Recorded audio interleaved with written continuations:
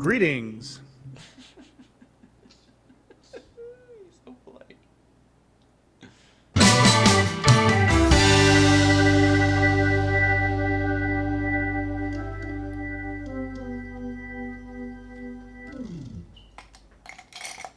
be right with you. Got so much crap in my pockets, so much stuff going on, so much organizing. Good evening. Hello, Lauren. Hello to you at home. Let's not dawdle. Other than that, good evening. It's Jay Ryan. Welcome back. We've got the late night playset going for you tonight, the Cars and Comedy Show. We're going to be talking about the big USA road trip, what it looks like, how it came up out of nowhere, and how we need your help, especially if you're a Porsche dealership in the Los Angeles area. We definitely need your help more than anybody. That's what's going on this evening. We will be catching up on all the stuff that we have missed lately. We have this young lady in here. We're going to be talking about her Infusion. And how she's been doing since. We have got you on Instagram and the window cam, and all the way up in Canada we have our friend Mike, who is hashing an evil plan as we speak. What is up, sir? How you doing, man? It's good to see you. Same here. How are you, though? Is all's well up there? You look great. You look more like the wrestling guy than ever before. It must be the hair. The guy you like, Jimmy Hart. Yes. It's also wind-kissed. I have the top off the Bronco, so it's like it's a little all over the place right now. I actually think that's probably it, because you have a little bit of sun and a little bit of color. Yeah. That we'll talk about your truck, but it looks great with the top off. Will take us away. We'll talk about the rest of this when we get back. Thanks.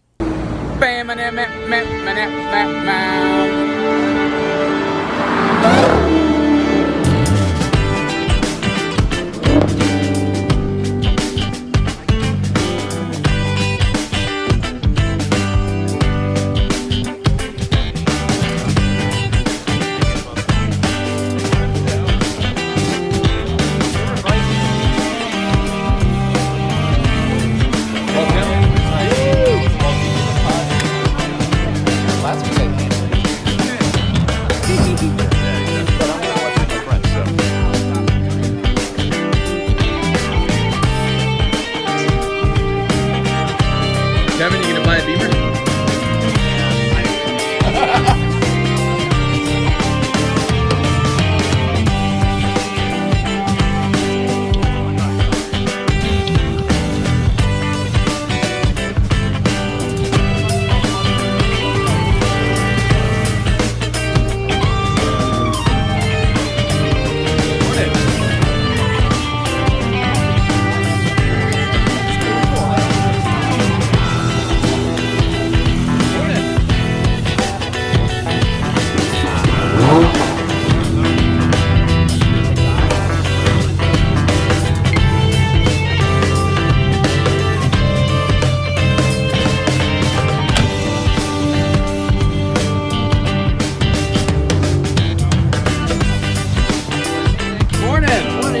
How's it going? Great. See you. You too.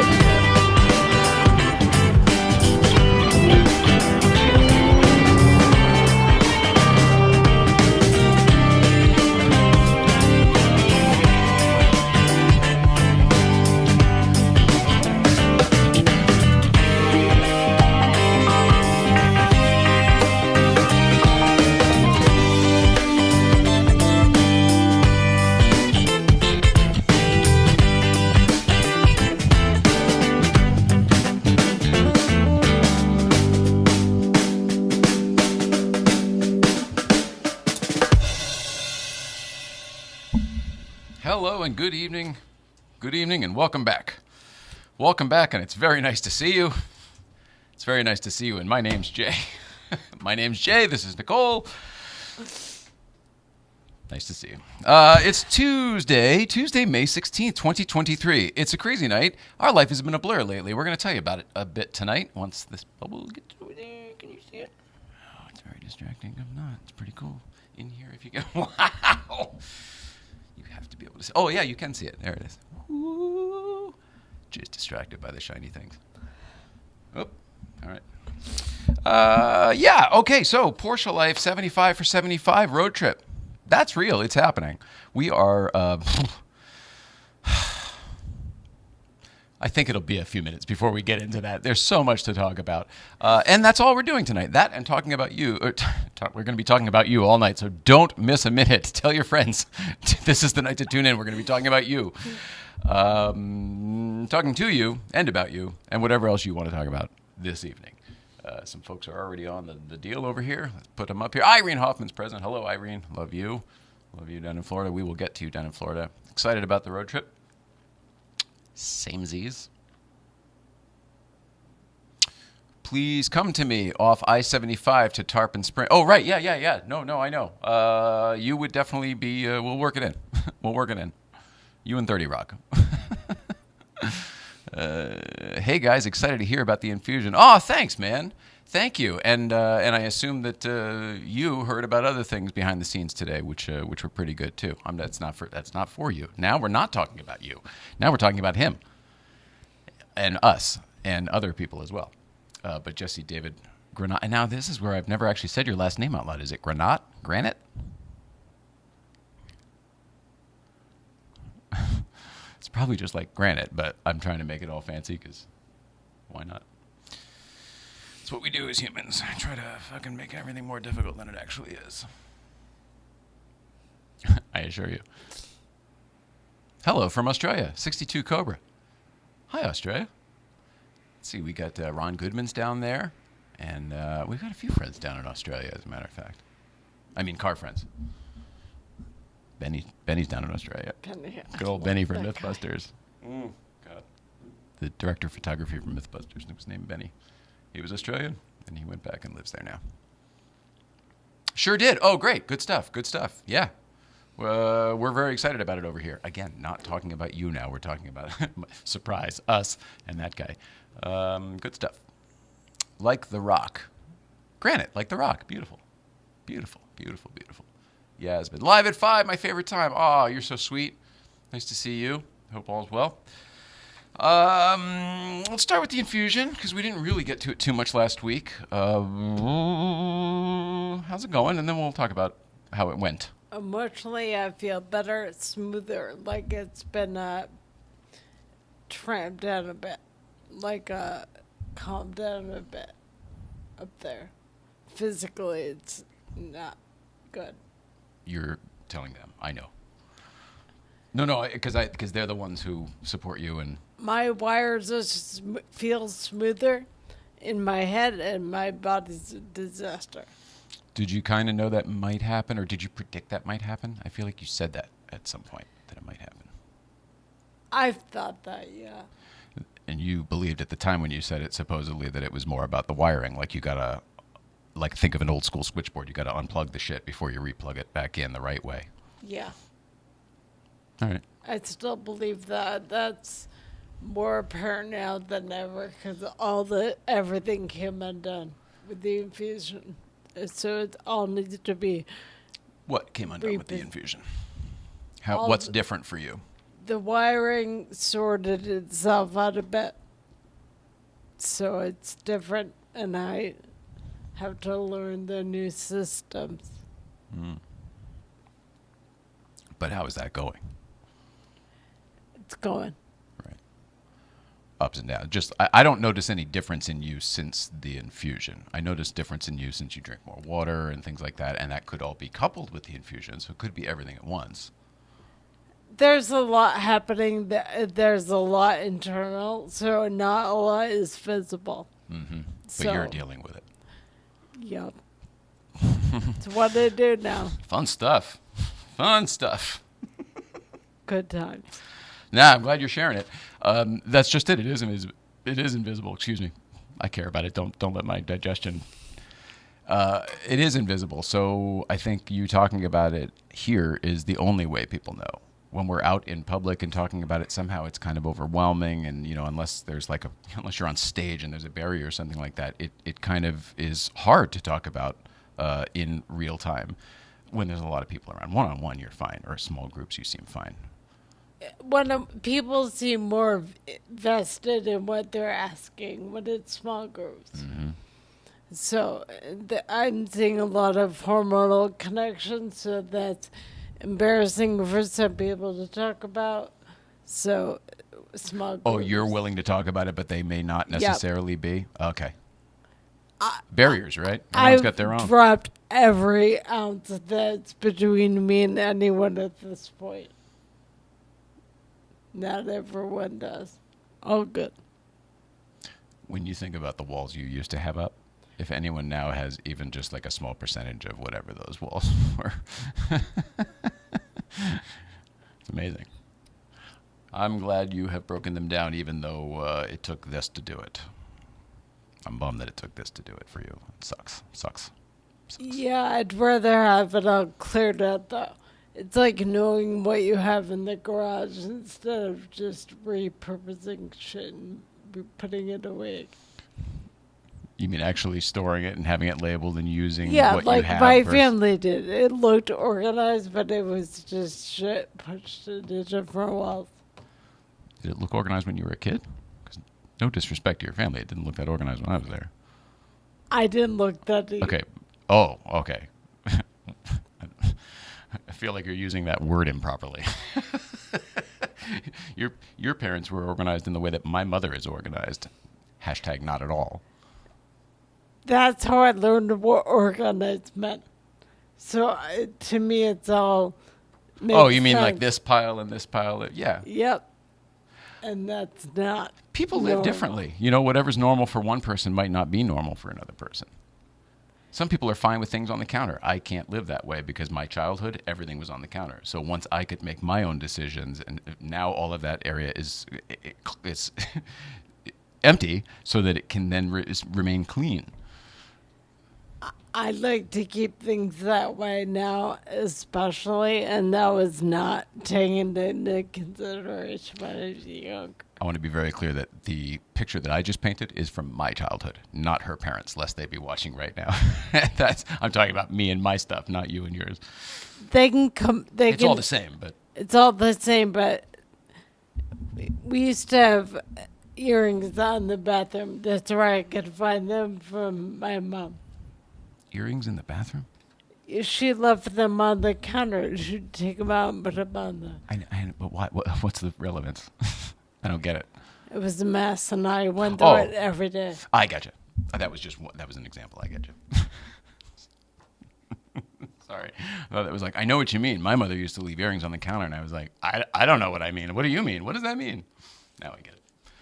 All right, let's go back up to Mike up here in Canada. Lots of stuff going on with you, buddy. Your car looks awesome. I posed a question on the socials, but I really want to have the answer, so I'm going to ask it again here. You have a beautiful new Ford Bronco that you waited forever to get. It's beautiful. You did it up exactly how you wanted. You customized it exactly how you wanted. I couldn't be more proud of you. I'm curious. Thanks, You buddy. have a Ford Bronco that is badged Scout, and you have your own personal reasons for it, and Yes. I support them.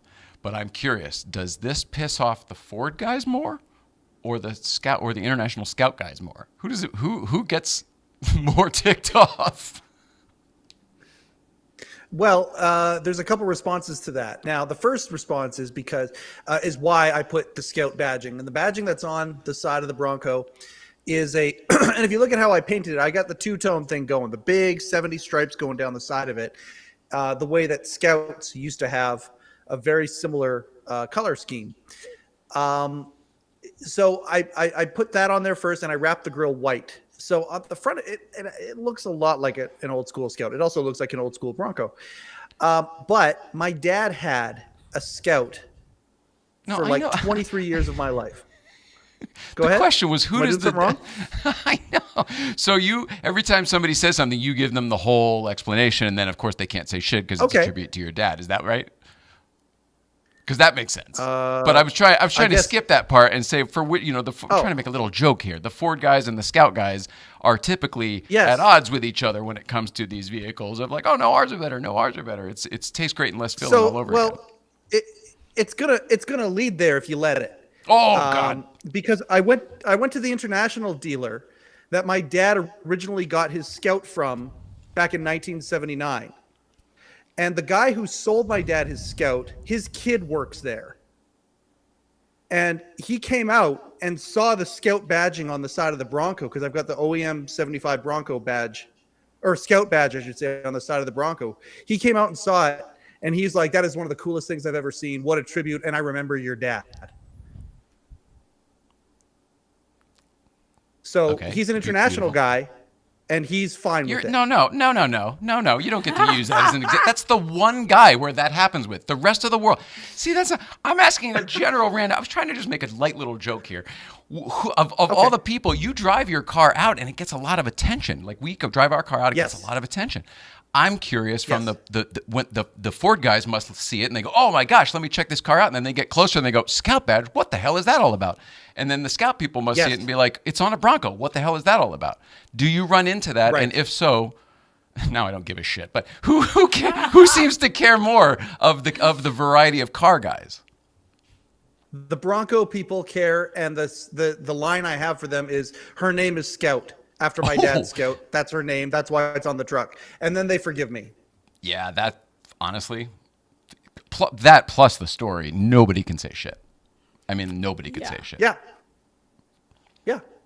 Pretty solid. But you understand, like, most people are not, he's not there. Most people who see his car, like in a parking lot or something, he's not there to do all that. And I'm curious what, like, oh my God, this could turn into a segment. Could we put like a hidden camera on your truck with the top off sometime, like on the bar or something? There's got to be a way to do this. And then, you know, when people are walking up to it, like while you're at work and stuff, like see like what and if they say anything. I like that. Yeah. Because the car attracts enough attention that like it's possible. Yeah. The other day I was at coffee with a buddy of mine, and we had it parallel parked right in front of the outdoor cafe that we were at. And my buddy was the Scout was behind me, but my buddy could see it. And he's like, oh, there's another one. Oh, there's another one. Oh, that one's looking inside. Oh, there's another one. And so, yeah, we could easily have a camera at that table and do that.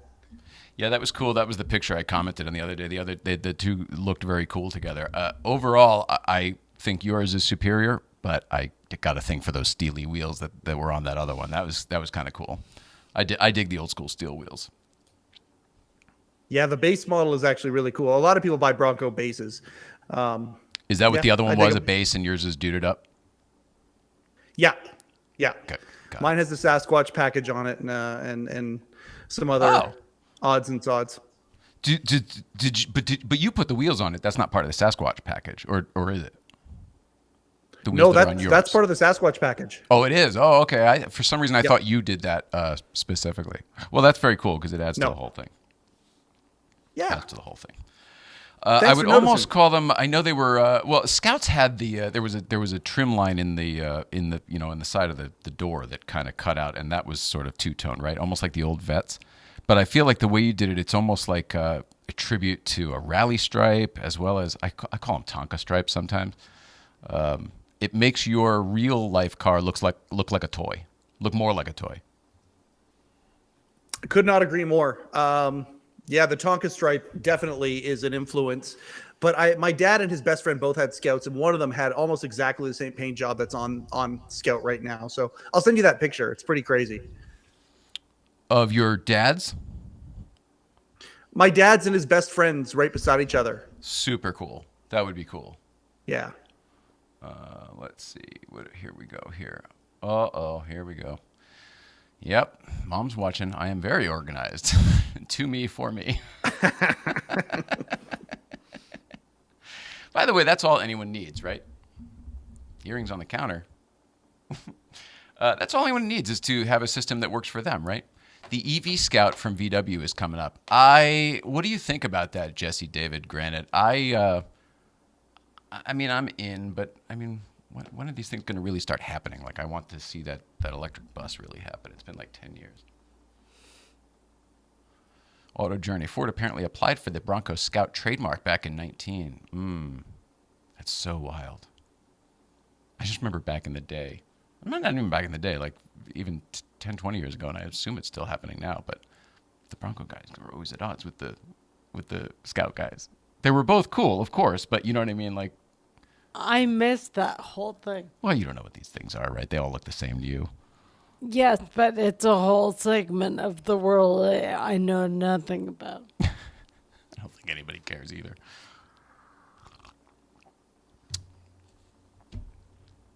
Well, I guess we could talk about the road trip. I am not fond of EVs, no soul. Yeah, I hate to agree with you there, but my experience does agree. But then you talk to somebody like Reggie Watts, who is hardcore in on the EVs and totally says that, with software tuning and stuff, that they're all different. I don't know, then is there a soul? But not really. If it's all ones and zeros, they're literally just replicated. They're clones. There's no soul, they're all clones. It's the Clone Wars. We've entered the Clone Wars. I think that's it. I'm not a Star Wars guy. Oh, wait, but we've got one here.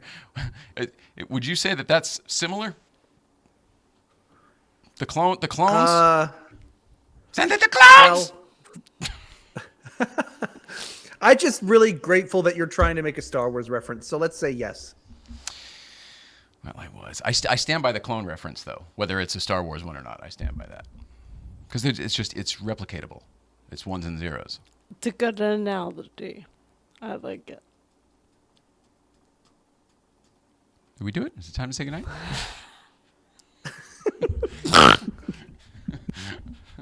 I'm ready. Okay, so this road trip. We were planning on taking a road trip anyway, right? And it was kind of small. And then our yellow car needs to go into. It's going in the service for tomorrow, right? And we know that it needs its engine out for this service, so it's not going on a road trip this week. And then that turned into a bigger idea with a bigger pitch for our Porsche friends. And we talked to one dealership that we thought things were going to maybe happen with. And unfortunately, they I don't want to say this because it'll explain who I'm talking about, but whatever. They had a death in the family, and everybody is kind of focusing on that right now. And they can't really look at this other sort of big, late, last-minute idea. But we are doing this, so we just don't know who's going to give us a car for it. But we're looking for a 911. So if you're a Porsche dealer in the LA area, I'm talking to you now. Downtown, Westlake, Beverly Hills, Pasadena, you name it. Anybody, we want to talk to you. We're looking for a car, preferably a 911, because we are doing a 21-day, 7,500-mile road trip. I know it's crazy. We're going to go all the way across the country. We're going to go up the East Coast, and we're going to come back the northern route, and we're going to hit all the stops along the way. This is crazy ambitious. It's crazy ambitious. So, If we get a new car from a dealership, we're going to have to service. We're going to have the first oil change out on the road, like out in Florida. But we're going to do here. Let me tell you some of the things we plan to hit along the way, because this is going to be a crazy thing. This is going to be a crazy thing, and the whole point is to do daily check-ins and reels and all of that stuff all the way across the country and back. Here we go. Let me tell you some of the places that are already on the list. Let's see. Oh, man, that other guy is so nice from that other place. Fucking so nice. Everybody we've been dealing with lately is so nice. Grateful. Thank you, everybody. Thank you, world. Thank you, God. Let's see. Here we go. These are just some of the stops. Okay. Yes, believe it or not, Newcomb's Ranch is one of the stops. There's a thing going on I can't talk about yet, but there's a thing going on, and we will get to see Newcomb's Ranch and the status of the two, etc. Also, we're going to be the South Route. So Dallas, some of the things specific in here, we'll try to hit that auction if possible. Fort Myers, Porsche Fort Myers in Florida, Porsche South Orlando, Florida, Porsche Jacksonville, Florida. Trying to hit the Road Scholars Ingram Collection in North Carolina, Porsche Cars North America in Atlanta, Georgia, Porsche Manhattan, 30 Rock, of course, will hit. Ghostbusters Firehouse, of course, will hit. Greenwich Concours Elegance is going to be happening at the same time, so we're going to hit that as well. Porsche Danbury, my home dealership, we're going to bring somebody from LA's car there. BMW Ridgefield for the East Coast feed. Porsche Rochester up by your family. Niagara Falls, ladies and gentlemen, honeymoon capital of the world in 1974. St. Louis Arch, Mount Rushmore, Grand Canyon, Golden Gate Bridge. You get the idea, on and on and on. So it's a great opportunity for someone to jump on board. And then the whole point is it's 21 days because we come back on June 10th for the big party. Every single dealership in the country has to have a party on June 10th for the anniversary. And we figured this would be a neat thing to sort of accentuate all of that and stand out so that you're a little bit different than everybody else. So Cool. we need your help. Looking for a car, looking for sponsorship for the whole thing, and it's coming up quick. So it's a Hail Mary. We'll figure it out. We'll figure it out. A lot of people are interested, but pulling together the last minute, it's so crazy last minute. I think of our old life and how we used to not be able to say yes to things, and all of a sudden lately we have to say yes to everything real quick. Yeah. I planned a lot really far in advance. In your old life. Yeah. Yeah. Because you had to. Like, I didn't know where I would be the next day. Right. So if conversations didn't happen, it's like, yeah, so-and-so can tour then. Because they'd start a week later. Crazy. Yeah. So if you are May someone I else ask a in the- question? Oh yeah, please. I mean, for God's sake, please. What day are you going to be in New York? Well, we don't even have a car or a sponsor for this trip yet, so no idea. Why, are you going to be there Okay. at the same time? Yes. Oh, awesome. Well, then, I mean, then we'll if it's that close, then we'll make it work. That's the nice thing about this trip. It's not regimented like that. These are all stops that will happen along the way. So if you're anywhere in there close where we could speed up or slow down and make it, we'd love to see you, obviously. Yeah, man. Duh. June And 1st to to see the you 4th. there, of course. It would be crazy. Yeah. Totally. I plan on picketing with a bunch of Letterman writers. It's going to be great. You are. What is your date? So we should look towards that. June 1st through 4th. Oh, yeah. It would be the same weekend. That's what I thought. Because the Greenwich Concours is that same weekend, 2nd through the 4th. Holy crap. I know. It's weird how life works out. We still need a car and a sponsor for this thing, but that's going to happen. It's weird how Yeah. this whole thing works out. Also, I intended to not. I thought I'd have something locked before the show tonight. I really did. So I intended to just give you all this crazy good news and not still be saying almost. I will tell you this. Something else has been going on behind the scenes that I can't tell you about tonight, but it's good. And today it got better. So I'll just say that. And so fingers crossed for us and for all of us and for everything that we're creating together, etc. And hopefully we get to continue doing this for a very long time.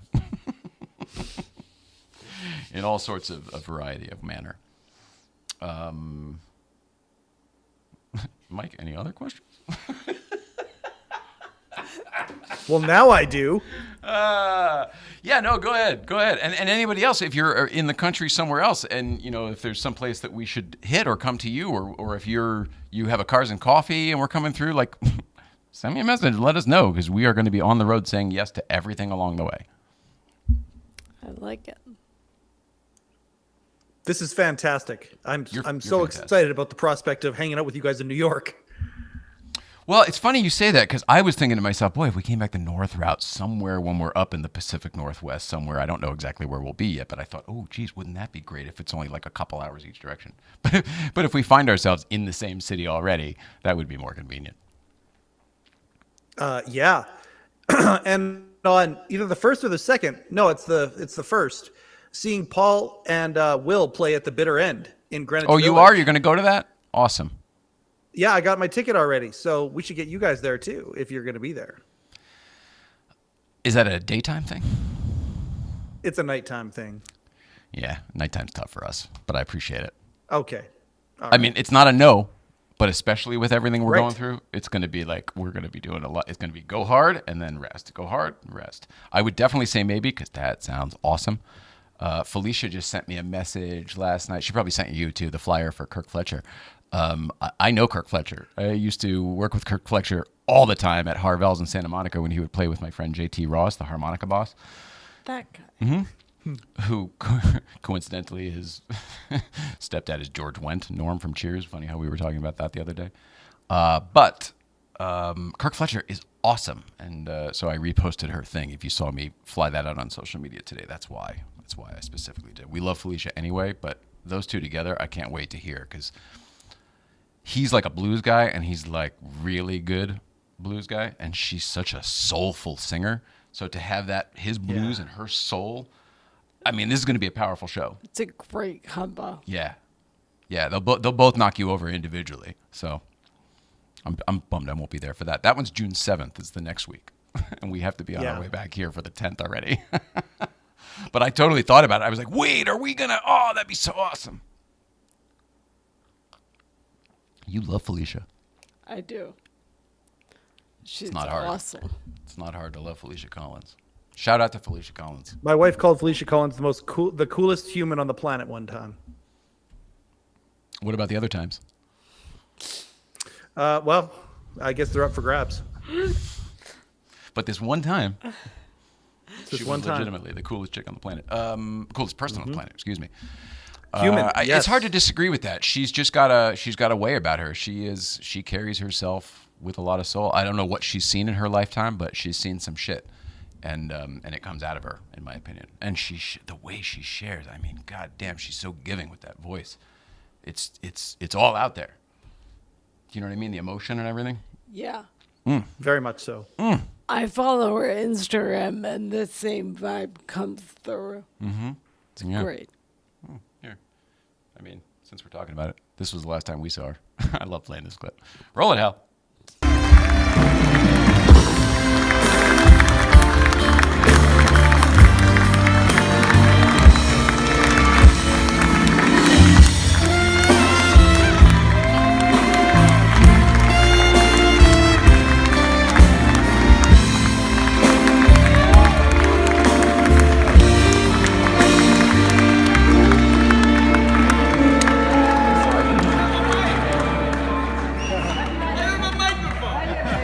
Here. Take a mic. Take this mic. Take that mic right there. There you go. I don't want to take anyone's mic. How long have you been Hi, in everybody. Martin Short, everybody. Paul Schaefer. Thank you. I just realized you can't even see her. She's behind the B3. We have her in other clips, obviously, from that night, but oh well. Man, that's going to be a great show, you guys seeing with Will Lee. Where'd you say it is that evening? It's at the bitter end. I've never heard of that. Do you know that room? Yeah, it's an old school rock and roll room in Greenwich. And blues, too. Oh, it is? Yeah. There used to be a place called the West End. I wonder if that's not similar. I have no idea. I think this place has been around since either the 60s or the 70s. Oh, cool. Awesome. Some great music rooms down in Lower Manhattan. Arthur's Tavern is one of my favorites. Doesn't sound like a blues room, but it is. Cool jazz and blues. There's a lot of great places down there. And the Village Gate, I don't know if that's still there or not, but I went there as a kid to see Paul Schaefer and Lou Soloff. I was underage. My aunt and her friends snuck me in because we were with the band. Apparently, Don Giller and Tad auditioned in the bitter end somewhere, and apparently it was on the same night as Bruce Springsteen. As the same night Bruce Springsteen auditioned for something? They all auditioned. Yeah, they went to some audition thing or something and like Bruce that. Springsteen beat Don's and Tad? That's I don't what I'm believe saying. I mean, injustice. I think I got the story right on that. It's something like that. If Don's on here, you can correct me if I'm wrong, but well, I think if that's Don's how it has goes. any bitterness, I can certainly understand why. What a shot. Well, no, I just mean that's He may be the boss, bullshit. but Like Don's if the you're Don. on an open mic and you're like, this is our shot, we have a chance here, and then on the bill as well as Bruce Springsteen, I mean, dear Lord, he blows the doors off the place for 40 years. Glory days, hello. I think it was 1971. I could be totally wrong though. What? Oh, there we go. Oh, the year when There that we go. happened. Yeah, he put it in a comment on the YouTube. Got it, of course. How you feeling, Don Giller? I don't see it yet. Oh, there it is. Ted and I auditioned at the bitter end, July 72. Damn. There you go. What did you audition for? Like just to get to play at the bitter end? Like audition to play the room? Rob Cates, the Letterman podcast with Felicia was a fascinating episode. I forgot you had her pretty early on too, if I recall. Yeah, double T. episode. We Alonso, talked 3 Galpin- hours. It was fantastic.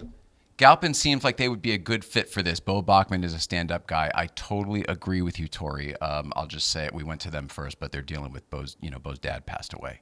So the whole family is doing the memorial this weekend, and it is huge. And while our guy knows he'll be able to get our material in front of them, it wouldn't happen until next week, and we were looking to leave earlier. If something happens and this doesn't work out, it may be a 19-day, 7,500-mile road trip, which will certainly put the the pep in our step driving across the country. But yeah, no, thanks for that, man. Totally agree. And we love. Can I read an Instagram comment? Hang on just one second. We do love the folks over at Galpin. And you remember we just did the Cars and Coffee Good Vibes crossover takeover with them, and they were excellent, and they were happy with the results. So, yeah, we would think so too. I think there's just a little too much on their plate right now. Everybody's got a lot on their plate right now because of the 75th anniversary. So we're kind of just trying to fit it in where somebody wants to make a splash, where they just give us a car and a little bit of money and don't have to do any effort. We'll do the rest. So anyway, yes, Mike, please go ahead. Thank you. Apologize for stepping on you there. Apollo Andretti says, have you guys considered stopping at the Brumos collection? Or the Brumos collection in Jacksonville, Yes. Florida? There's a strong Porsche community. Okay. Yes, and that was on when I said Jacksonville, Porsche Jacksonville, that is on the list. Brumos Porsche is now known as Porsche Jacksonville. The Brumos collection, as you know, is where all of the old red, white, and blue cars are now. All of that would be intended to be on the trip as well. It's all in the same pocket. It would be silly not to hit it. So many people have offered over the years of like, oh, come out, and the Ingram collection, come out, stay, we'll give you a car to drive. All these different awesome offers. But generally, we used to be stuck here with the cat and the show, and now luckily the show can be mobile because iPhones, and the cat, I don't want to talk about it, but we can go now. So, yeah, don't start me, don't start. Sometimes I think about her in the shower, meow meow, and because what else do you do in the shower but think? And I will start making the sound from the cartoon with the ending. I'd be washing my hair or doing my. It's so funny. And then I laugh at myself and the whole thing, and it's sort of like a moment I share that the cat's not even here anymore, but I feel like we shared a moment, so it gets me out of my little funk. Oh, Andy, we did it, old friend. If anybody doesn't know what I'm talking about, this is a deep cut, folks. It's the DeLorean episode of Family Dad, American Dad, where the American Dad buys a DeLorean, whatever, they drive across country, and there's the Back to the Future DeLorean, and there's another weirdo guy in it. That weirdo guy is actually a friend of mine who had a DeLorean, and he worked on American Dad, blah, blah, blah. There's a part with some roadkill that's pretty funny. That's right. Funny roadkill in that episode of American Dad. Nothing says comedy like roadkill. Your road trip sounds amazing. I've always wanted to do that. Can't wait to see your progress. Thank you so much. We are excited and nervous, especially because right now we don't know how we're going to do it, but it is going to work out. It's too good of an idea and an opportunity, and our willingness to do it. It's all too good at the right time. Whoops-a-daisy. Here we go. Oh, jeez. There was no billing, just an evening of auditions. But I guess my point is, what were the question is, what are the auditions for? Say Bruce Springsteen wasn't there that night, and you and Ted did a knockout show, and you won. Then what?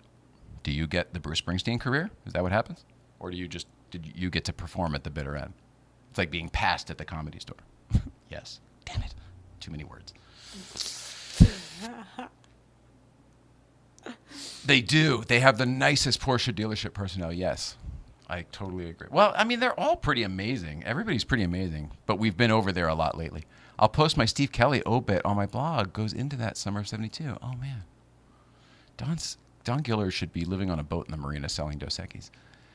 Rob K. Also, Don Giller, since you're here, I want to know how you're feeling, man. How's your your teeth and your gums and all of your work?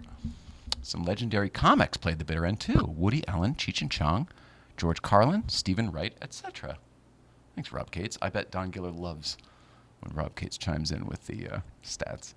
David Keynes, Barber Motorsports Park. Now, that is a no-brainer. That as well as Lime Rock. We would try to do both in the while in there. Doug Dill, Bitter End, has been on Bleecker Street since 61. I think I do know it. But I think I was drunk. That makes a lot of sense. Pikes Peak testing starts the first week of June if you are coming through Colorado Springs around that time. I mean, that's the type of thing we would make somehow, especially for the Porsche element. I feel like, especially if Porsche USA gets involved or picks this up at some point throughout the journey, we would hit anything that was official Porsche related like that. Yeah, I mean, this is kind of a weird thing because we said let's dip our toe in with an overnighter, and now we're like, cool, we can do it. And then we thought, oh, it'll be like a 1 week and back, and then this idea just has expanded so rapidly that it's kind of like, well, we have to do all of this stuff. We have to. Yes, we do. Also, not for nothing, but like, who the hell knows with you and anybody living while you got it. If we have the time to do it, and you're able to do it, we have to. My whole thing is like do as much as I can. Well, I can. I'm trying to explain that to people. Oh, you seem like you're doing a lot more than usual. I'm like, well, I mean, you're right. Now think about it.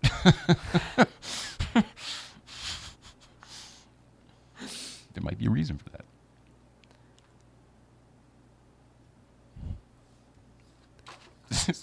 Slow show, huh? Sorry. People don't think is what I find. People don't think? In my experience, people want to be told. They don't like coming up with the ideas themselves. Oh, yeah, well, I mean, that's the thing, right? That's the struggle, creative people and non-creative people. Yes. Some people want to make the program, some people want to follow the program. I'm in the middle, and I'm not the only one, so I want to share what I can.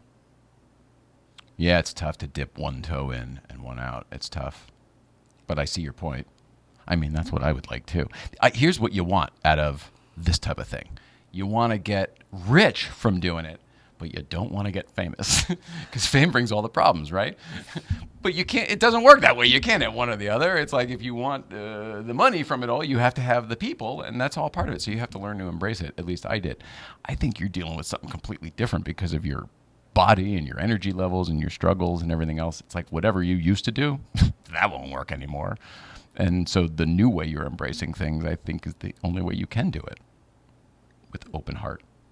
And I want to, and whenever I can, I want to. Hence the yeses lately. Also, it's good. I mean, anybody ever see The Yes Man? Jim Carrey? It's good. It gets you out of your zone. It's very easy to just, oh, I know what I like and I'm good. I'm the first guy. As I get older, though, I guess I get more and more comfortable outside my comfort zone. That statement isn't fair. That's not true. I never actually get comfortable, but I'm more comfortable making the choice to get out of the comfort zone versus, well, I used to stay in the comfort zone. That's where I live now. I spent my life making sure everything was comfortable for everyone else that was going through whatever we were doing. And now it's like, I don't have a choice, nor would I be comfortable anyway. So embrace whatever's happening. Everything you just said, it describes the shock absorber lifestyle you used to live. No wonder you're worn out. You absorbed all the shock, so nobody else that you were taking care of had to. Yes, I did. No wonder. Times 20, times 50, times however many clients you had. Yes. And wanted to help and cast members, like, there was a lot. Great episode, DeLorean Historian. Yeah, that's right. It was called DeLorean Historian, a DeLorean Historian, which is ridiculous. The episode of American Dad. It's pretty funny. Drives across country to get one last piece for his DeLorean. It's like a shift knob or something like that. It's funny. But is it a tortoise and a hare? I think it is a tortoise and a hare. I think Yeah. so. I think the always hare see gets that. run over, but then the tortoise drags drags him by the ear all the way to the finish line. Like, we did it, old friend. Oh, it's so by the good. end, he's got flies all around him and everything. It's horrible. It's awful. So but horrible. It's so funny. Oh my God, I want to watch it right now. Oh, it feels like our life. We can do it.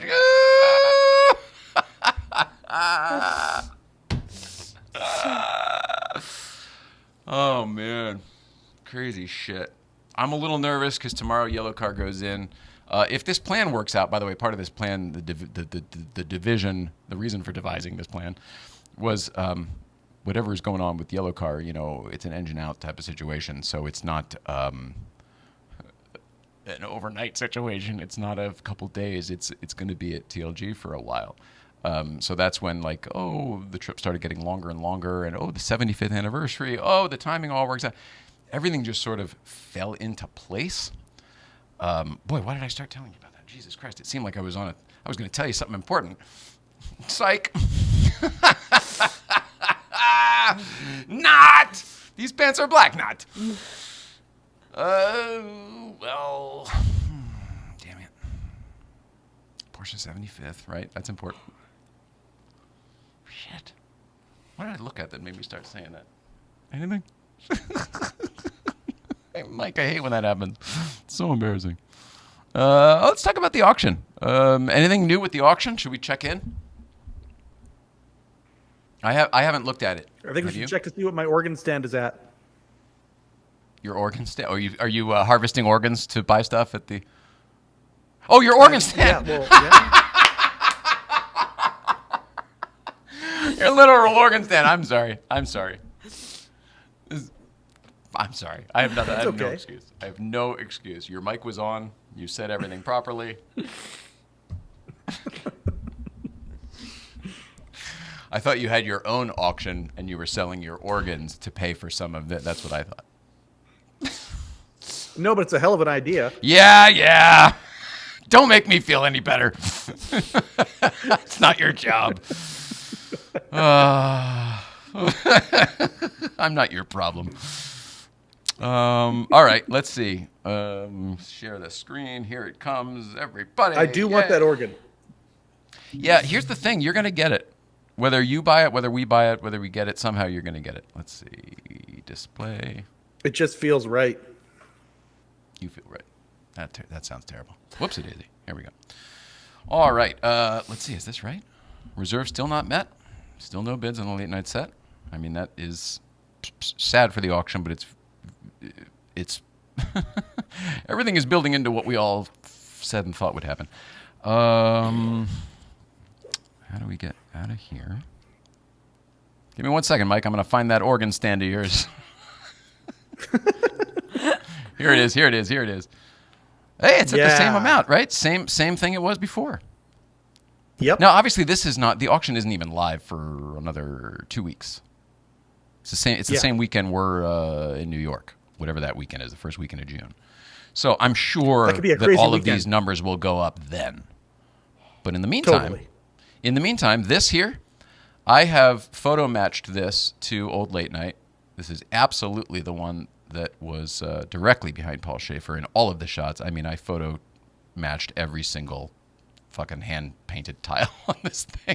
I didn't do every single one. I just did the top, but it matches perfectly. There's no doubt in my mind that is authentic. And then we come over here to this other one. This other one is also authentic, but I don't know where it goes. And I don't know if this is cut off here. I don't know if it's really that thin. It might have been from over on Chris Albert's section, he was over on the left. Don't matter. It's still authentic. It's just not the piece that went directly next to the other one. Doesn't mean you can't use it that way. Say it again. Doesn't mean you can't use it that way. It's weird how it's not, like, if I would have set all this stuff up, like there would be this here and those things in the background, and then people would be able to see it and understand, oh, yes, I remember that. Currently, having things set up for convenience, like to make it look like more buildings or whatever, it's hurting the auction and everything else. It takes away the identity. Even the executive producer from the show says, nope, that ain't it. He's wrong. This is it. But even he doesn't think so. me, this is it's weird. Now, this is no, I don't know. I don't want to sound like I'm shitting on the auction. I am very happy for this auction. I'm going to say that again. I'm very happy for everyone involved in the auction. I think it's great. Some of the details have yet to be ironed out. When you get into the nitty gritty, they made a post about this particular thing we're looking at here, the particular set. And they said a collection, the verbiage is a collection of 20 buildings. A collection of 20 buildings. Now, I don't know what that means. If we counted all these buildings, are there 20 of them here? And that means this is, in the picture, what's for sale and not the other ones that go with it? I'm guessing so. And that's weird, but not my place. I bet if we counted these all out, there are 20.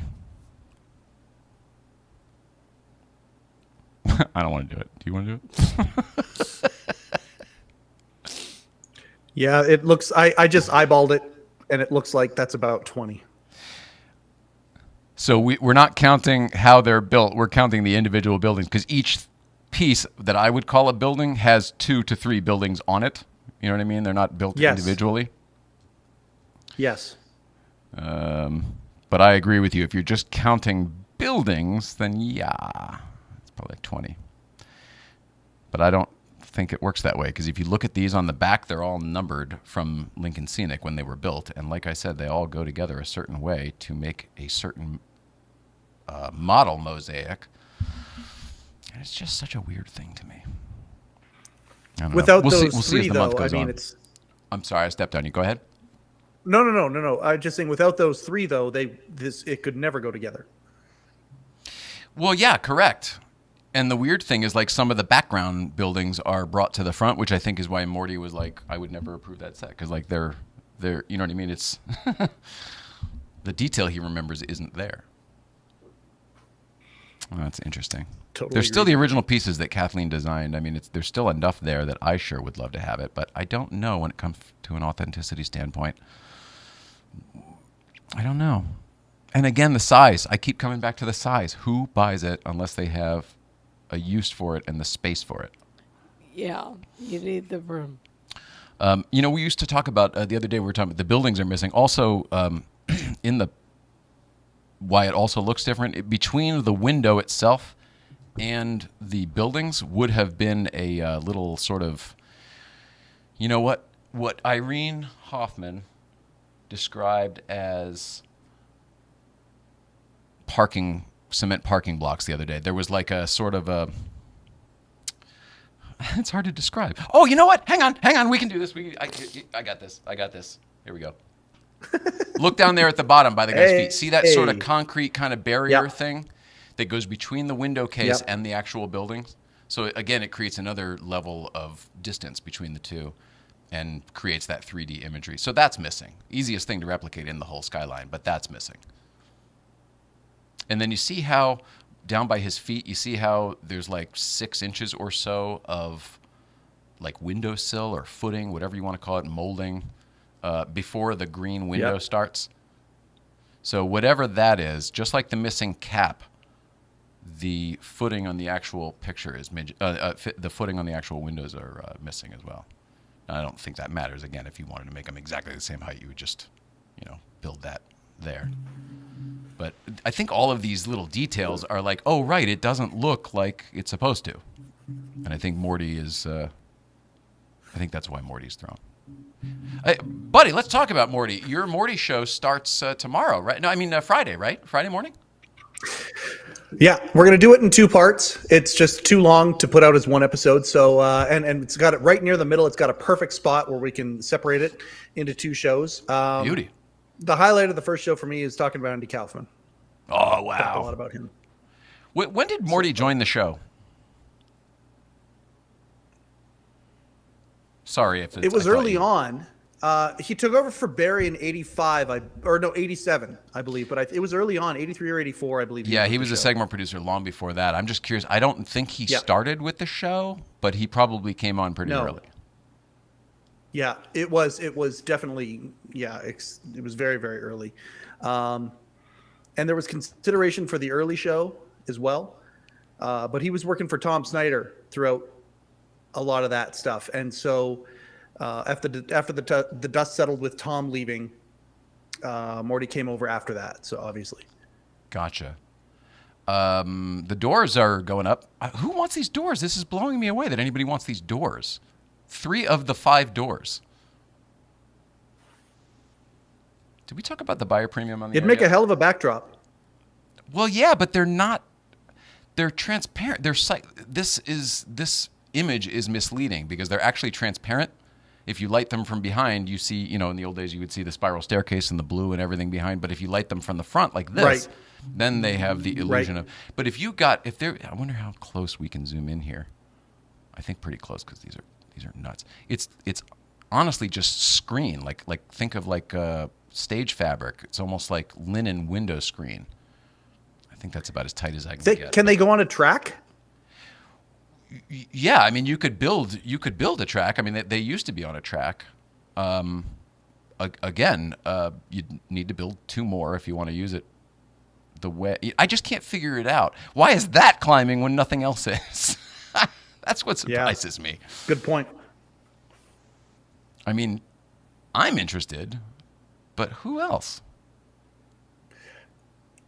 I mean, this is a bit of a stretch, but my wife, she loves the interior design stuff. My and wife? She loves doors on a track, whether it's into a pantry or whether it's into like an office or something like that. She loves doors on a track. I wonder if somebody is thinking function with cool historical value. If you were to see these things in person, they are so beat up.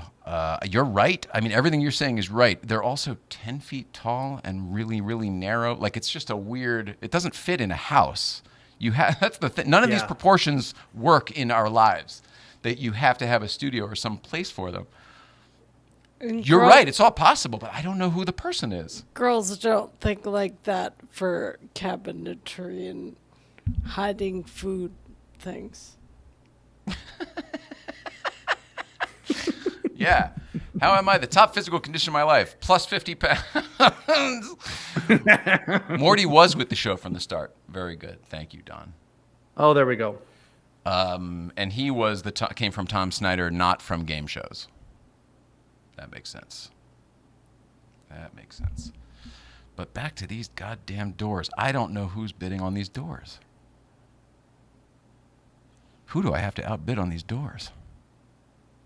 It's hilarious. Did we talk about the buyer's premium at all yet? I know I've talked about it off the air. Have we talked about it on the air? No, I don't think we've talked about it on the air. This is no disrespect to the auction house because obviously they're doing what they need to do in order to make money off this whole thing. The sheer undertaking of what this. The logistics I can't even possibly imagine. The size of this collection and the cataloging and the way Commissar works, like this is a huge undertaking. I can't imagine. But 25% is the highest buyer's premium I've ever heard. Usually 5 to 10%. 25 feels high. Yeah, no judgment on it. Again, it's high as fuck. Now, if these doors go for $675, it's nothing. If 25% on that, you know what I mean? It's nothing. It becomes $843 with the premium. But when you look at the set that's $100,000, that becomes $125,000 very quick, not $110,000, which it might usually. So it's a lot to factor in. I have a friend who sold, I think it was through Heritage, the memorabilia guy that I've talked about before. He sold an unopened case or a box of hockey cards on there for $140,000 US. I'm almost positive the buyer's premium was 25%. Really? So that may be just what they I'm almost what they positive are. it was identical. What's that? That may just be what this auction house charges then, perhaps. And maybe that's what entertainment auctions go for now. You know, I'm also used to the automotive auction usually, which is less. But I have sold things in the past at different auctions. I sold something at a sports memorabilia auction, something that I had that I didn't need, an old jersey, and It was a Kings jersey, wasn't it? no, I feel like it was 10%, but it might have only been 5%. I can't remember. It wasn't crazy. It was not crazy. That sounds right for some of these smaller ones. Heritage is like, well, you see the catalog, right? Like, and I think they put that thing out quarterly. Like they put a lot of money into these things as well, and so part of that is recouping that cost. Yeah, no, I know.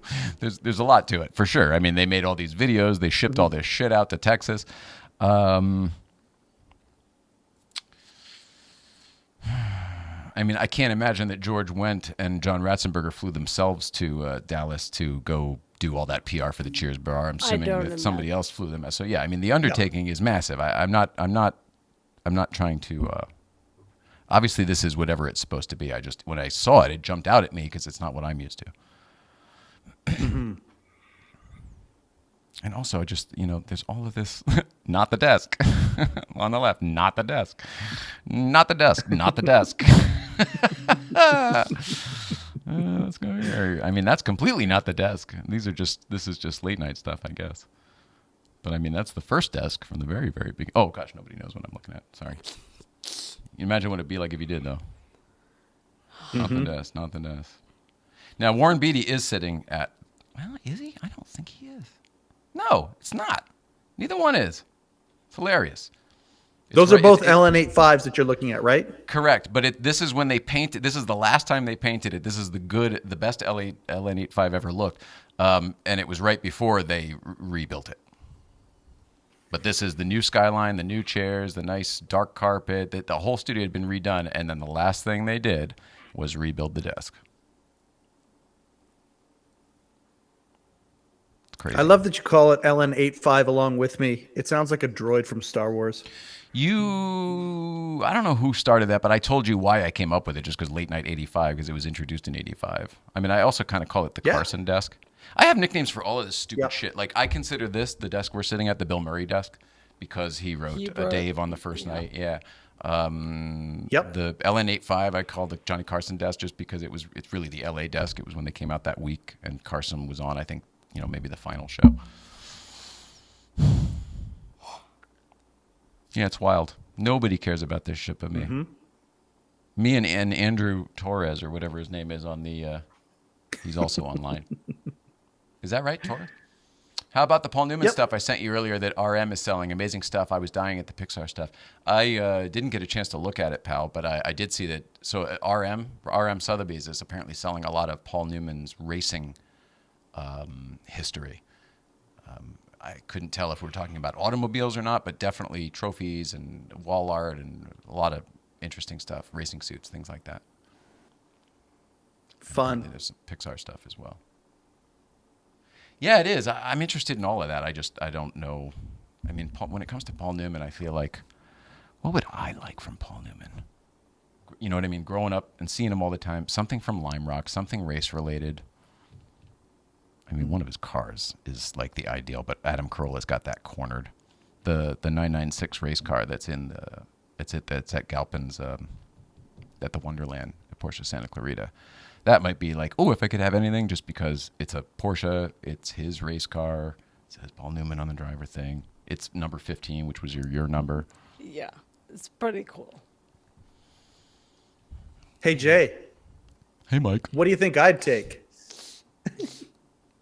From Paul Newman? Yeah.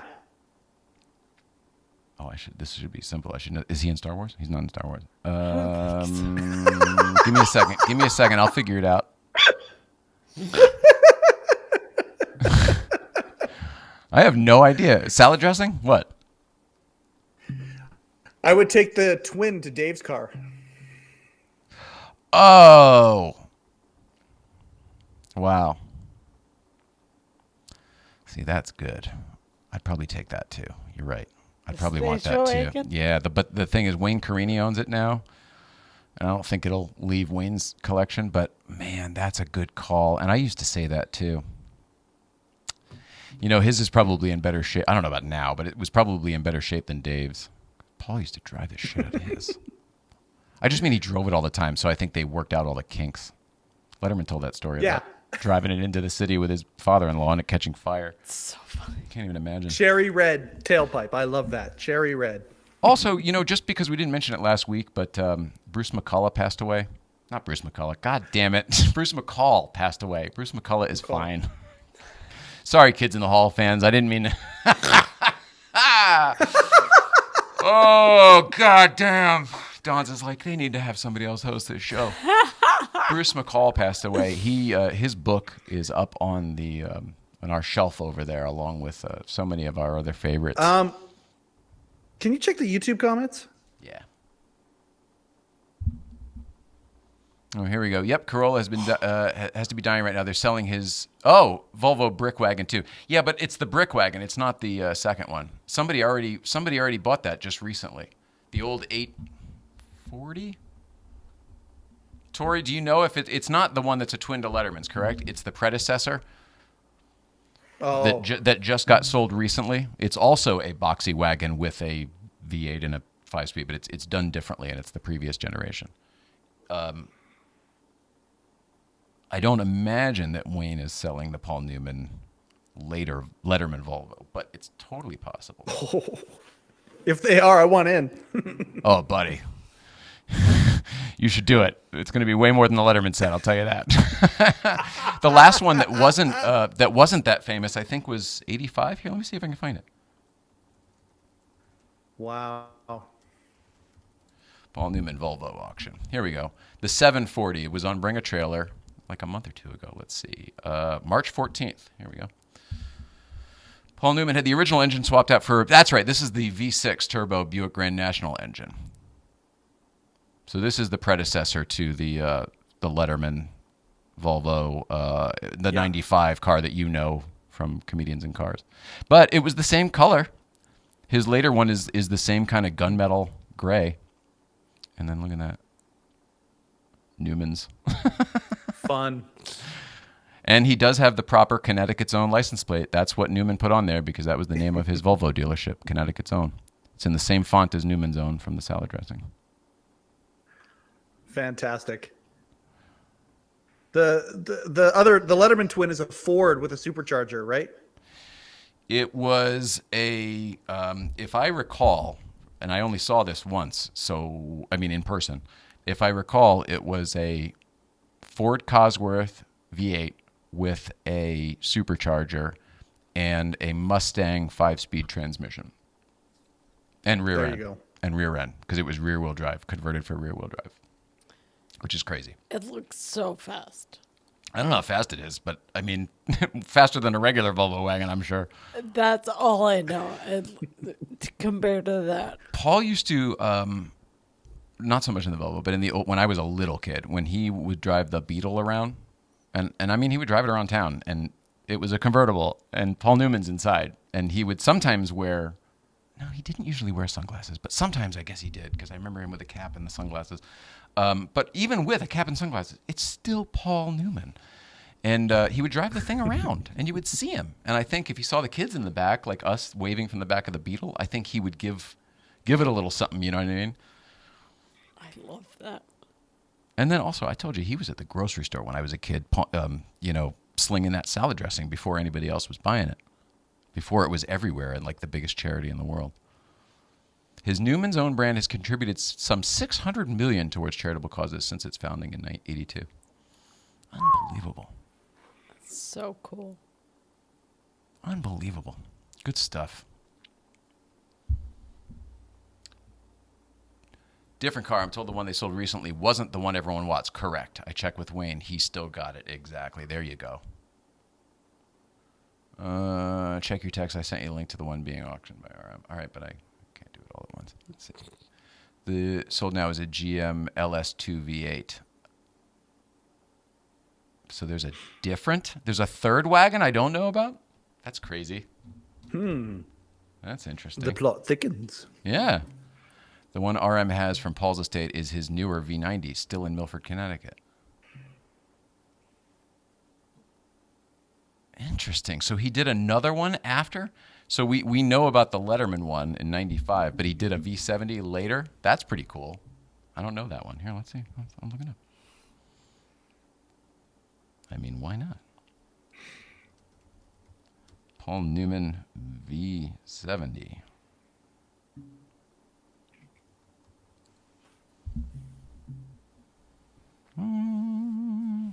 having any hits on that. It's funny how there's, a lot of people, I'm not counting Tori in on this, but a lot of people think they know stuff. A lot of people have heard something along the way or whatever. And then, when you get around people who like really kind of know their shit, sometimes this happened to me all the time when I would think I knew something, and then I'd be at a table with Smoking Tire and fucking Johnny Lieberman and whoever, and I know the least about cars in that crew, right? So you just shut the hell up. But so many things I thought I'd be like, oh wow, I would have like put money on that, and I would have been wrong. It's funny how we don't know if we're qualified to speak or not. We as people. I love that feeling. It's my favorite feeling in the world. We kind of just go for it. What, the being out on a ledge? Realizing that you're in a room or talking with somebody that is a greater authority on a subject that you love than you.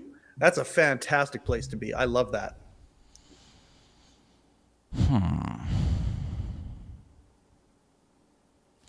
I don't disagree with that, but if you've already made an ass out of yourself for saying, like, thinking you were the, it just seems like I don't know. I've embarrassed myself in the past. I'm better about showing. Yeah, if you're doing long division in front of calculus professors. I don't know about this third car. I can't find anything on it. I believe that it exists, but I can't find anything.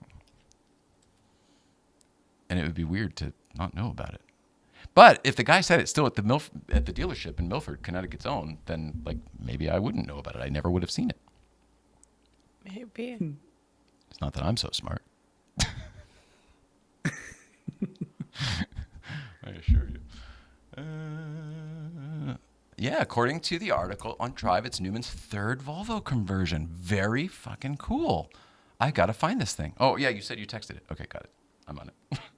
Too many things. I'm sorry. All right, here we go. And then if I get this, I can send it to here and we can look at it.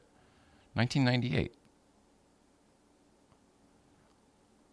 V90. That's why I couldn't find it. It's a V90, it says. 1998 Volvette. That must be the Corvette engine. All right, let's see. How do I send this to here? LNP Mac. Oh, that's not it. This one. Here we go. Beep means it's done.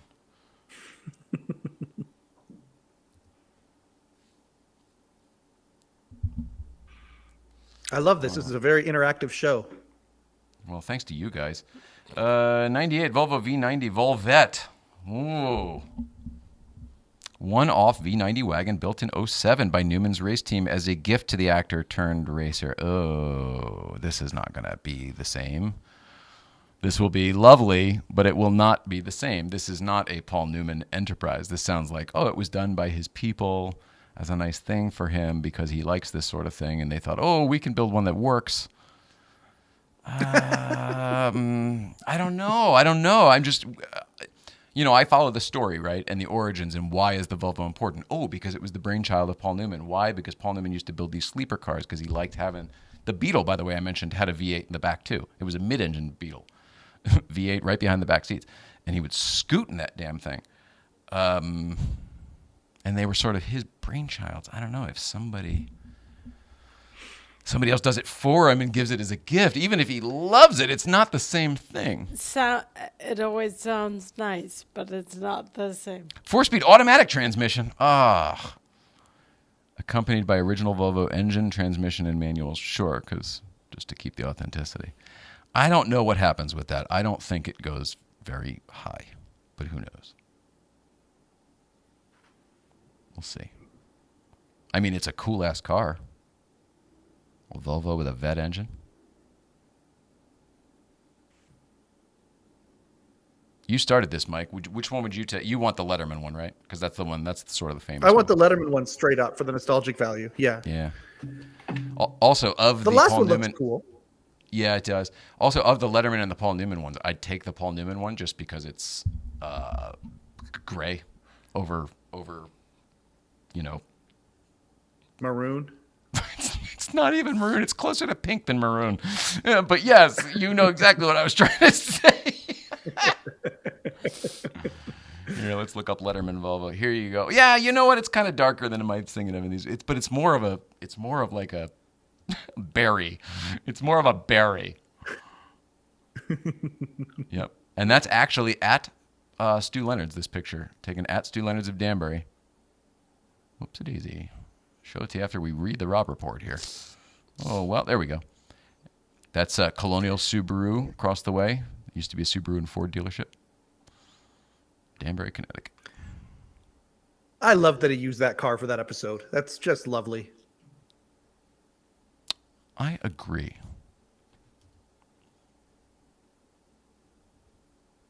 Only thing better would have been the red pickup truck. Do you think Dave still has that? I've heard he still has it. You have? That would be so cool I've if heard he that still he had still that has truck. it. I didn't used to understand, like this microphone is like that old truck. Like it was brand new when he bought it, and he just used it and used it and used it without sort of ever taking care of it. Just used it as a utility item until it was beat to shit, and it didn't mean anything to anybody else except probably him. And I just draw a parallel every time I see that damn truck, probably because of the Carson thing. It's something about that personality, and I didn't have it when I was young, and I absolutely have it now. Look at Yellow Car. Like the patina that comes from something. Oh, yeah. That's more important to me than the spit shine of whatever, keeping it fresh and new. I see.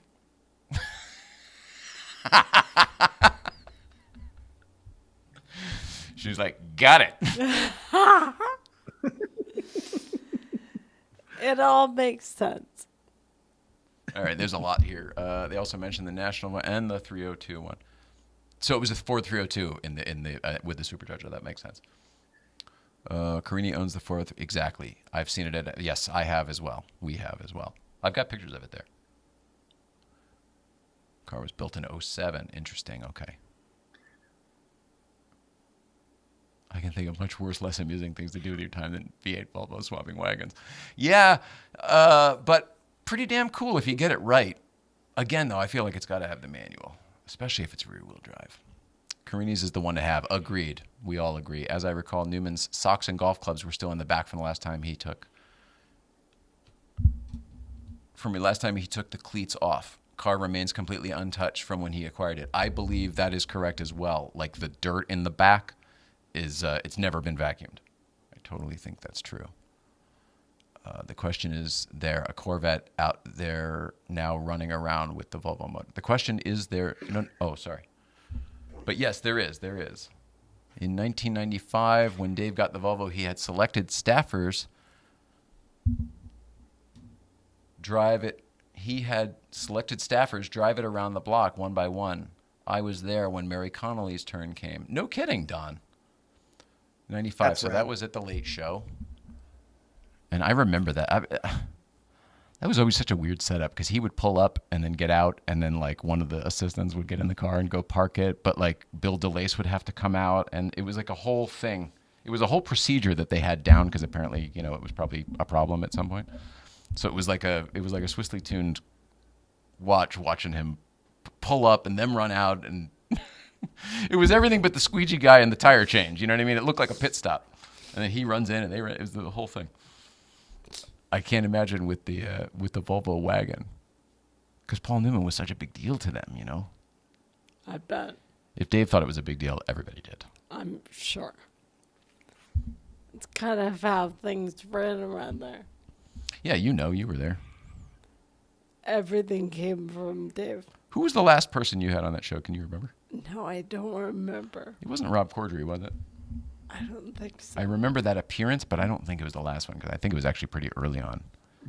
Yeah, I don't But I- remember the last one. I remember him being pretty cool with Dave, and I was very impressed because most people are so goddamn sycophantic that they get out there and like, whatever you want, Dave. And he, like, Dave said something, and he had kind of a smart aleck response, but it was within the right. It wasn't too far. He'd had a lot of practice with talk shows by then, I think. Yeah. At first, he was terrified. He was terrified that time too, but somehow he nailed it. Like, it was a really good appearance. I was really proud of him. It must have been however you set him up for it. I mean, he's good too, but I'm sure you helped. Oh man, I don't know what the hell we've talked about at all.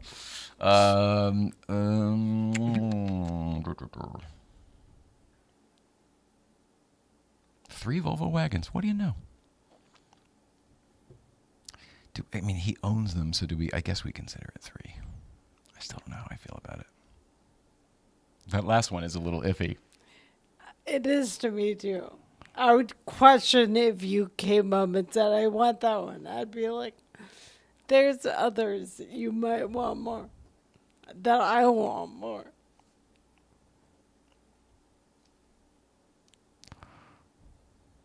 Here we go. Here's that Beetle I was telling you about. I grew up with seeing him drive this Beetle up and down Route 7. This looks like it's on the Universal lot or something, but It's a pretty nice bug. behind the back seat, behind the front seats here, is the engine. It's not in the back where it should be. Here, I gotta find another. There's got to be another. Oh no, there's so much of that. Give me a second. I'll find another picture. Paul Newman Beetle. Oh yeah, here you go. All right. So this would just pull up next to you, and it would look like a total hot rod. Doing the whole thing. You're like, what the hell is that? What on earth and why? And sure enough, it's because this was behind the rear seats or the front seats. This is where the rear seats should have been. Wow. Oh, it's so awesome. It was so cool. I think because we had a Beetle, I thought it was cool. And Herbie, Herbie, Herbie, goddamn love bug. I love the idea of putting the top up and getting a contact high from the motor oil. Oh, because you're in the car with the engine? That's funny. That would happen. You remember those big vans from the 80s, those conversion vans? That would happen if people didn't have their engine cover sealed right. There was those latches on the floor. It was sort of an outboard motor kind of a cover thing. I mean, like an inboard outboard motor sort of a cover thing. And it kind of had the cup holders mounted in it. You remember that? But the whole thing would come out, and if it wasn't put back in right and like clipped on just right, the seal wouldn't be good, and it would be exactly what you're talking about. All of the motor smells and everything just coming right into the cabin. A bed in the back. Take a little nap. No big deal. GT40 drivetrain. The Econo van. What? All right, here we go. Agreed. Third one doesn't have the same provenance. Newman didn't create it. Love that. Bug and Box. Randy Carlson sold that bug years ago. It's in Dubai, last I heard. I didn't know that Randy sold the Newman Beetle. That's so cool. GT40 drivetrain. Holy shit, is that true? Is that what they had to do in order to make it work? Because that sort of makes sense. That's wild. Dubai. Of course it's in Dubai. Somebody's screaming that thing down the freeway in Dubai. Doing that thing where they, they...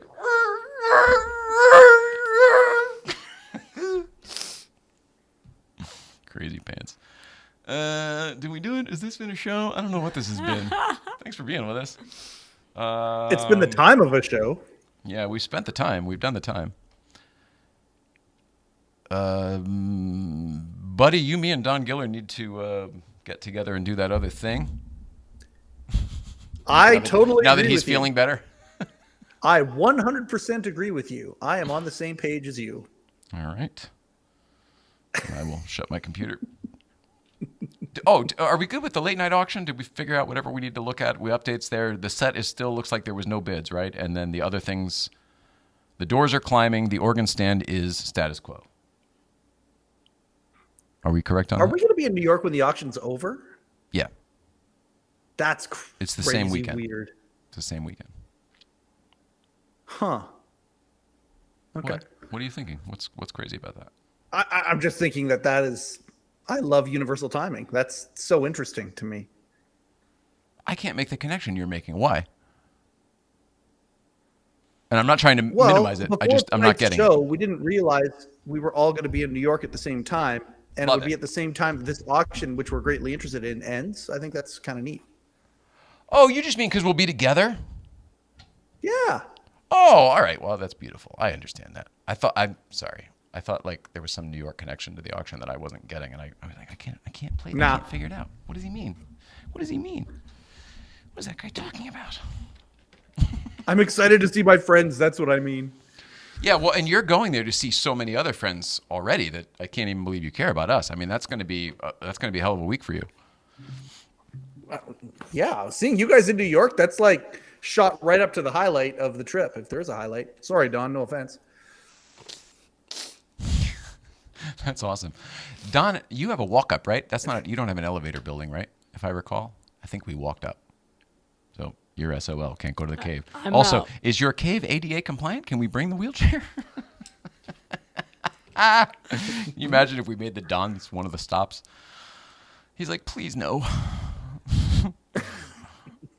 If you still have my old AOL password, I'm sure I still have your address, fella.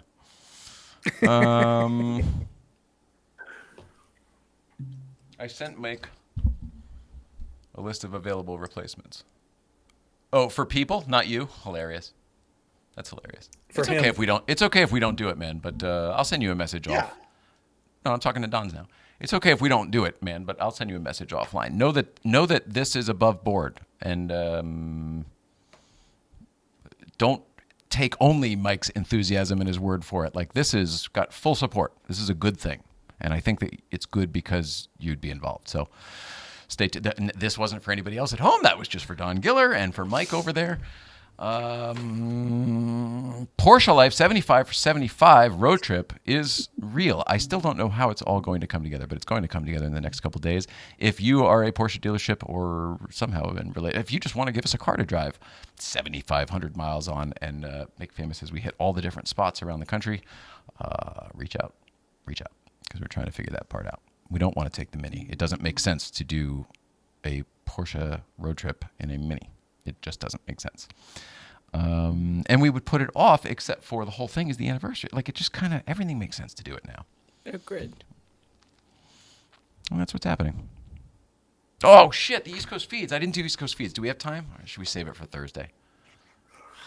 This has already been so nothing. Let's save it for Thursday. But I've got some East Coast feeds, too. They're supposed to be pretty good. All right. Love from... Oh, Manuel Carrillo. I miss you, fella. Congrats on your Porsche, by the way. 77 911S that you were brought home from the hospital in. You are now driving as yours. Very cool. Congrats. Pretty neat. Very cool. Elevator on the second floor. No room for another human, much less a wheelchair. Yeah, that's what I remember, too.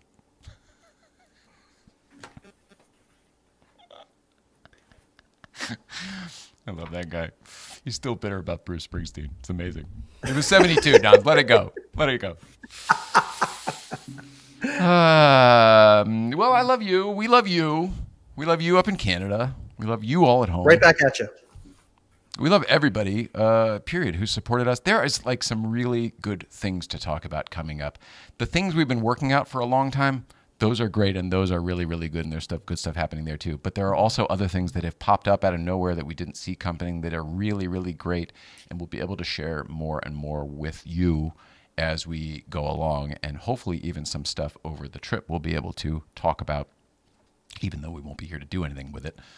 We should be able to at least tell you some stuff that's going on behind the scenes, and tell you how you may be able to get involved as well in a really fun capacity. Cool. Yeah, and how you could win some pretty extremely cool stuff. Pretty extremely. Oh my. I know. Crumbling down. I was really good until about 4:45, and then the energy just went in the shitter, and I don't know what happened. It was not because of anything else. A lot of stuff going on behind the scenes. I totally get it. You do? Yeah, there's moments where I'm like, I'm good, and then I go to move, and it's like, no, you're not. I hit a wall. Yeah, and then my thoughts don't work. It all shuts down, and I think I'm fine, so I'm operating as if I'm fine, and my body's like, no Yeah, way. I think MS may be contagious. I think they've got it all wrong. I'm just kidding. I'm just kidding. Jesus. Tough room. You're Woo-wee. welcome. Oh, man. Irene Hoffman. You are ridiculously awesome. Irene Hoffman. You are so stinking cool. I love you. Irene Hoffman just made a donation to the foundation with the sole purpose of for the trip. She wants you to be comfortable on the trip. So it's very, very nice. Thanks. You didn't have to do that, I mean, but thank you. So you. nice. If anybody else wants to, here you go. You just go to autoimmunityfoundation.org. It's very simple to do. There's lots of ways to do it. You can do the PayPal, you can do the Venmo, you can do the Zelle. I don't know what all the things you can do, but you can just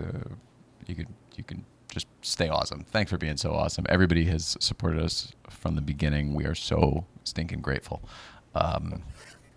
And we want to start doing more things for you. So that's what's happening. Yeah.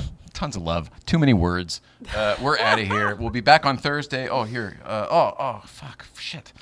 We know you have many options for your viewing entertainment. Thank you for choosing Cars and Comedy and the Late Night Playset. This show is brought to you by the Autoimmunity Foundation. AIF is supported by financial contributions from people like you. Hence the Chiron that's on the screen right now. It says right here, donate over here, and then bring it right over here. Autoimmunityfoundation.org. Autoimmunityfoundation.org. Autoimmunityfoundation.org. Mm-hmm. And thank you for your support today. I don't know. It's not right. But you know what I mean. Adam Ferrara, check him out, adamferrara.com. Motoring Club is awesome as well. Hello Deli is your only source for officially licensed Late Show with David Letterman merchandise. Get yourself online, get one of them dial-up modems, and jump on the interwebs. Say hello to Rupert by going to hello-deli.com. And while you're there, say hi for Nicole as well, because I cannot. MS sometimes takes her words. Hello-deli.com. Say hi to Rupert. There's still hats. There are still T-shirts. There are still mugs. And that's just the Late Show stuff. There is Rupert-specific stuff. There are Hello Deli-specific things. And I think he's actually got Colbert stuff as well. The Hello Deli stuff, you should pick up now. It will be collector's items soon. Rupert is selling the deli. And I don't know if the new people will keep it the Hello Deli. Who knows what will happen? It seems like it would be a mistake to change it, but who knows? Maybe Jersey Mike's will buy it. What a fucking... Can you imagine if it turned into a fucking Subway? Oh, what a shame. Who knows? Anyway, yeah. Paul said he and I should buy it. You and Paul? Paul Schaefer said you and Paul Schaefer Paul should buy said, it? yeah, hey, you and I should buy it. Yeah. Well, what other way to surefire Sounds good to me. to assure that the Paul Schaefer stays on the menu if it's Paul Schaefer's sandwich shop? There it is. You know, out here in LA, they had, I think they still have it. You know, there's TGI Fridays. Well, out here in LA, there is one very specific special, Magic Johnson's TGI Fridays, and it's like on the sign and everything. It could be Paul Schaefer's Hello Deli.